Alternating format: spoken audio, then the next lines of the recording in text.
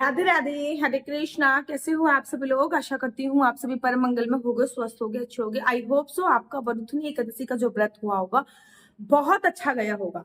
लेकिन शास्त्रों में ऐसा वर्णन आया है कि एकादशी का व्रत तब तक संपूर्ण नहीं होता जब तक हम सही विधि से सही समय पे व्रत का पारण ना कर ले।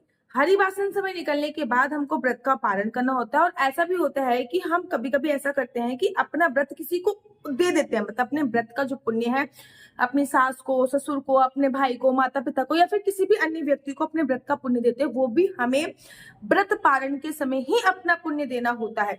तो आज की वीडियो में हम लोग बात करेंगे कि वरुथनी एकादशी के व्रत का पारण कब करना है, वरुथनी एकादशी के व्रत के पारण की विधि क्या है, हरिवासन समय कब तक है और व्रत पारण का समय क्या है।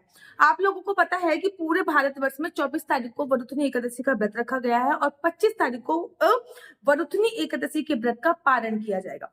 मैं हमेशा कहती हूँ कि एकादशी के व्रत के बाद जैसे आप वैष्णो देवी जाते हो ना, और अगर आप में भैरव बाबा के मंदिर में नहीं गए तो आपकी वैष्णो देवी की जो यात्रा होती है वो आधी अधूरी मानी जाती है। ठीक इसी प्रकार से आपने एकादशी का व्रत रखा है और आपने सही समय पे व्रत का पारण नहीं किया तो आपका जो व्रत होता है वो आधा अधूरा माना जाता है।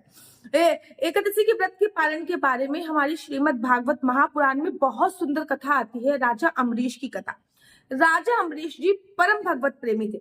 महाराज इतने बड़े भगवत प्रेमी थे कि वो राजा होते हुए भगवान के लिए वस्त्र खुद धोते थे, राजा होते हुए भगवान के लिए रोटी खुद बनाते थे, राजा होते हुए भगवान के लिए, पहले जमाने में चक्कियां तो हुआ नहीं करती थी, राजा होते हुए भी भगवान के लिए चक्की से आटा खुद ही पीसते थे। इतने बड़े भगवत प्रेमी थे। और भक्त भगवान तो हमेशा ही बोलते हैं अहम भक्त पराधीनम, अर्थात मैं तो अपने भक्तों के अधीन हूँ।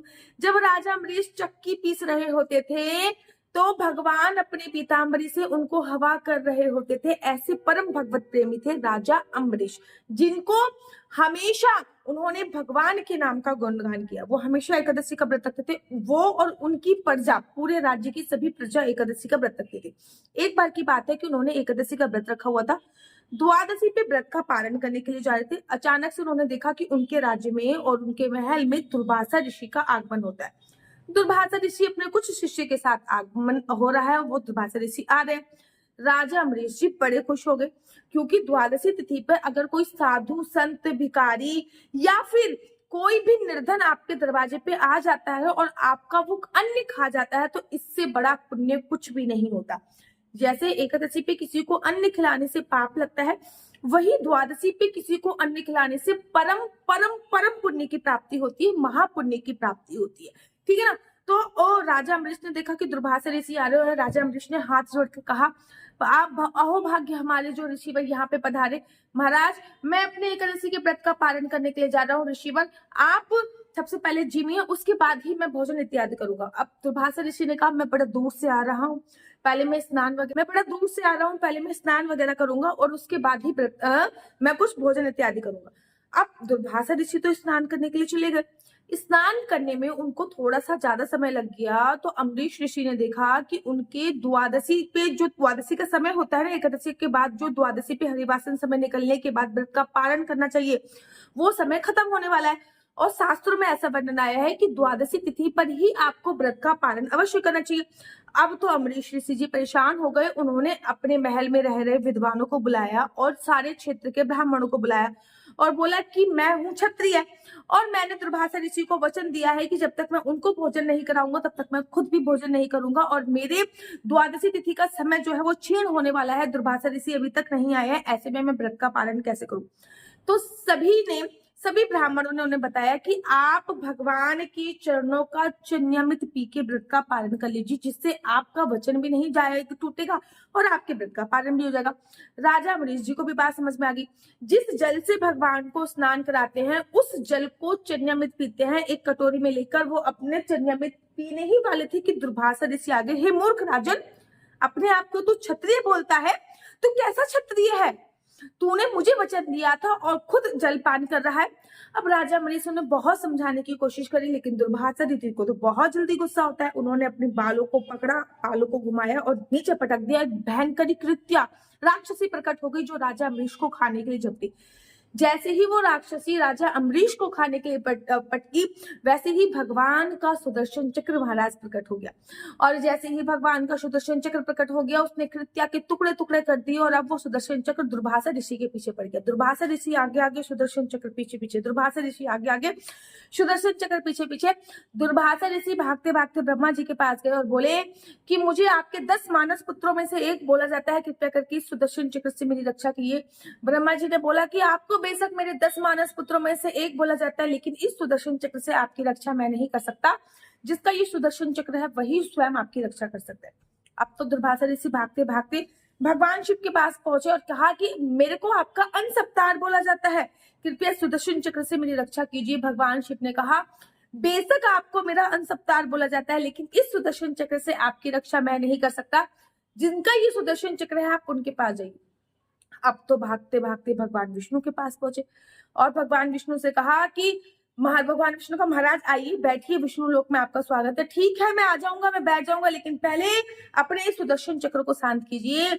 विष्णु भगवान ने कहा कि जब तक आप विष्णु लोक में हो तब तक ये सुदर्शन चक्र आपका कुछ नहीं बिगाड़ सकता, लेकिन जब आप ये विष्णु लोक में जाओगे वैसे ही सुदर्शन चक्र आपके पीछे पड़ जाएगा। अब विष्णु लोक पे कब तक रहें? तो उन्होंने कहा कि महाराज मुझे उपाय बताइए, हे विष्णु जी मुझे उपाय बताइए कि ये मैं देवों के देव कैसे इसको शांत करूं। तो उन्होंने कहा अहम भक्त पराधीनम, मैं तो अपने भक्त के अधीन हूं। जिस भक्त की रक्षा के लिए ये सुदर्शन चक्र प्रकट हुआ है, अगर आप उस भक्त से जाके माफी मांग लेंगे तो ये सुदर्शन चक्र अपने आप शांत हो जाएगा। दुर्वासा ऋषि भागते भागते आए हैं और राजा अम्बरीश के पैरों में पकड़ लिया और कहा है कि हमारा जब तब सब बेकार है, आप तो परम भगवत प्रेमी हैं, मुझे माफ कर दीजिए। तो इतनी बड़ी कथा है, इतनी बड़ी महिमा है आपके द्वादशी तिथि पे व्रत के पारण की। तो पहले मैं आपको बताती हूँ द्वादशी तिथि पे व्रत का पारण कब करना है, क्योंकि मैंने पंचांग देख के टाइम नोट कर लिया, तो मैं आपको बता देती हूँ कि वरुथनी एकादशी के जो व्रत का पारण का समय है वो 5:46 से लेकर 8:25 तक है। मोटा मोटा आप ये मान लीजिए 6 बजे से लेकर 8:30 बजे तक आपको व्रत का पारण करना है।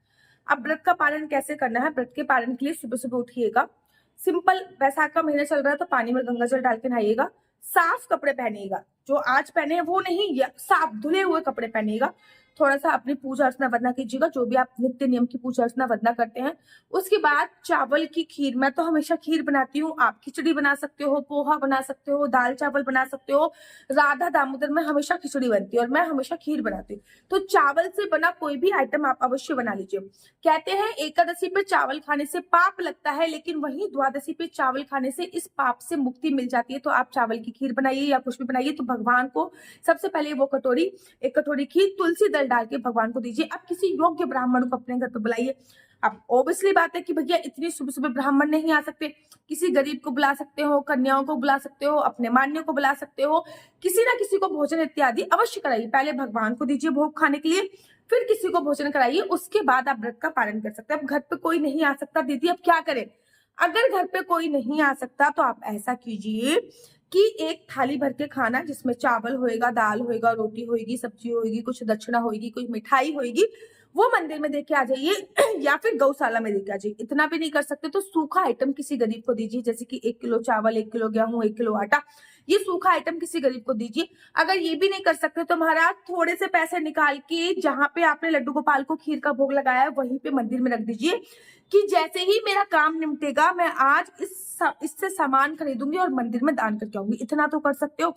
उसके बाद आपने जिस खीर का भोग बाल गोपाल लड्डू गोपाल का लगाया है वो आप खीर सारी खीर में मिला लीजिए।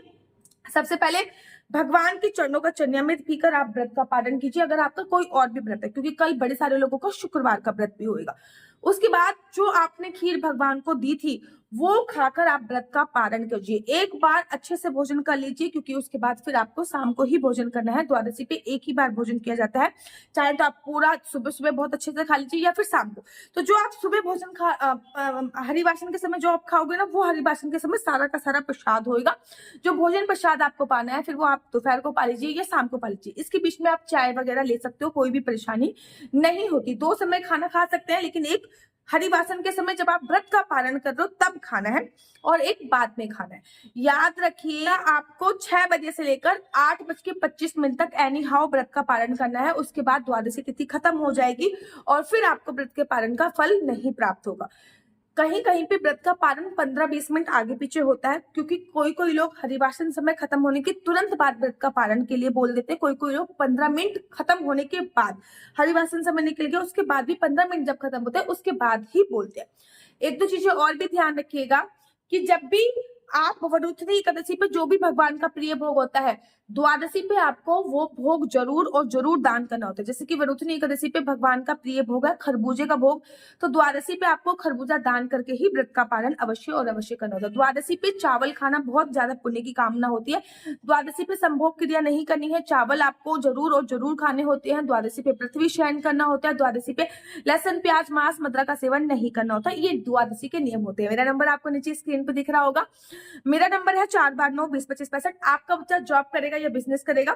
बिजनेस करेगा तो किस फील्ड में बिजनेस करेगा, जॉब करेगा तो किस सेक्टर में जॉब करेगा, क्या है उसका लकी नंबर, क्या है उसका लकी कलर, क्या कुंडली में गवर्नमेंट जॉब का योग है, शादी का योग कब बन रहा है, शादी के मिलान के लिए मतलब कुंडली मिलाने के लिए आप मुझसे संपर्क कर सकते हैं। शादी का योग कब बन रहा है, संतान प्राप्ति का योग कब बन रहा है, ये सभी जानकारी आप मुझसे कुंडली के माध्यम से प्राप्त कर सकते हैं। याद रखिए कुंडली देखना बिल्कुल भी फ्री नहीं है, इसके थोड़े से चार्जेस हैं। और इस नंबर पे मुझसे किसी भी प्रकार से कोई भी क्वेश्चन आंसर पूछने के लिए फोन मत कीजिएगा। ये नंबर केवल और केवल मैं कुंडली दिखाने के लिए प्रोवाइड कराती हूँ। राधे राधे, हरे कृष्णा। तो देख रहे हो आप कितनी सारी तुलसी मालाएं हैं। वेट किस बात का, देर किस बात की। अगर आपके पास भी एक असली तुलसी माला की आप तलाश कर रहे हो कि मुझे गले में पहनने वाली एक असली कंठी प्राप्त हो जाए, तो अभी अभी अभी ऑर्डर कर दीजिए। ना केवल आपके पास असली तुलसी माला पहुंचेगी, गले में पहनने वाली कंठी, अपितु आपके पास जपने वाली माला भी पहुंचेगी। साथ ही के साथ आपके पास गोपी चंदन, अष्टगंधा तिलक, राधा नाम के कानों में पहनने वाले इयररिंग्स, डिफरेंट प्रकार के माला, झोली, बहुत सारा सामान श्रीधाम वृंदावन की पावन धरा से आप लोगों के लिए आ गया है। पता है जब मैं श्रीधाम वृंदावन में मेरे को वास मिला था ना, मुझे पता ही नहीं था कि भाई असली तुलसी माला और नकली तुलसी माला क्या होती है। मैंने कई महीनों तक नकली तुलसी माला धारण करके रखी क्योंकि मुझे उसके बारे में पता नहीं था। फिर गुरुजी की कृपा हुई और मुझे असली तुलसी माला प्राप्त हुई। ना केवल आपको असली तुलसी माला मिलेगी, आपके लड्डू गोपाल काले हो गए हैं तो ये गोपी चंदन आप अपने लड्डू गोपाल को लगा के गोरा कर सकते हैं। इस्कॉन टेम्पल से जुड़े हो, राधा वल्लभ संप्रदाय से जुड़े हो, राधा माधव संप्रदाय पे जुड़े हो, तिलक बनाना नहीं आता तो ये तिलक का स्टैंड भी आप लोगों के लिए उपलब्ध है। ये तिलक का स्टैंड भी आप लोग इसका भी फायदा उठा सकते हो। ना केवल तिलक का स्टैंड आपको मिलेगा, अपितु राधा नाम के हार्ट शेप के इयररिंग्स हो गए, स्क्वायर इयररिंग्स हो गए, ट्रायंगल हो गए, ये सभी प्रकार के इयररिंग्स भी आपको उपलब्ध है। कितने सुंदर सुंदर है ना, सोचिए कितने सुंदर सुंदर है। और ये सभी चीज़ें आपको प्राप्त हो सकती हैं और बहुत ही सूक्ष्म अमाउंट में, मतलब बहुत थोड़े से पैसों में ये सभी चीज़ें आपको प्राप्त हो सकती हैं। अगर आप चाहते हो कि आपको ये इयररिंग्स प्राप्त हो, अश्वगंधा तिलक प्राप्त हो जो कि ओरिजिनल है, 8 प्रकार की चीज़ें इस तिलक में इंक्लूड होती हैं, लड्डू गोपाल को लगाने के लिए ओरिजिनल इत्र प्राप्त हो, क्योंकि अब तो गर्मी आ गई, गर्मी में इत्र सेवा जरूरी होती है। डिफरेंट सारे लोगों को तलाश होती है असली तुलसी माला कहाँ मिलेगी। भाई यहीं पे असली तुलसी माला मिलने वाली है। ना केवल असली तुलसी माला मिलेगी बल्कि आपको असली अश्वगंधा तिलक भी मिलेगा। ये एकदम प्योर और असली अश्वगंधा तिलक है और माला भी एकदम 100% प्योर है। इसके साथ साथ तिलक लगाने के लिए आपको स्टैंड भी प्रोवाइड कराया जाएगा जिससे आप इजीली तिलक लगाते हैं। राधा वल्लभ संप्रदाय में हो गए, इस्कॉन टेम्पल में हो गए, इसी से सब तिलक लगाते हैं, ये भी आपको प्रोवाइड कराया जाएगा। इतना ही नहीं, इस पैकेज में आपको मिलेगा कानों में पहनने वाले तुलसी के असली राधा नाम के इयररिंग्स, कानों में पहनने वाले तुलसी के असली राधा नाम के इयररिंग्स आपको मिल रहे हैं। साथ ही साथ आपको बाल गोपाल लड्डू गोपाल को लगाने के लिए असली इत्र भी आपको इसी पैकेज पे प्रोवाइड हो रहा है। जल्दी से हमारी तरफ से मिलेगा आपको लड्डू गोपाल के लिए एक छोटी सी तुलसी माला, वो एकदम गिफ्ट होएगा। मतलब 500 रुपये में 6 चीजें आप बात की। श्रीधाम वृंदावन से डायरेक्ट आपके घर पे आएगा। डिलीवरी चार्ज आपको अतिरिक्त देना पड़ेगा। इस पैकेज का प्राइस है 500 रुपये। राधे राधे, हरे कृष्णा। अगर आपको मेरी वीडियो अच्छी लगती है तो आप अपना यूट्यूब चैनल हरि बोल को लाइक शेयर सब्सक्राइब करना बिल्कुल भी मत भूलिए। तब तक के लिए मुझे दीजिए इजाजत। राधे राधे, हरे कृष्णा, हरि बोल।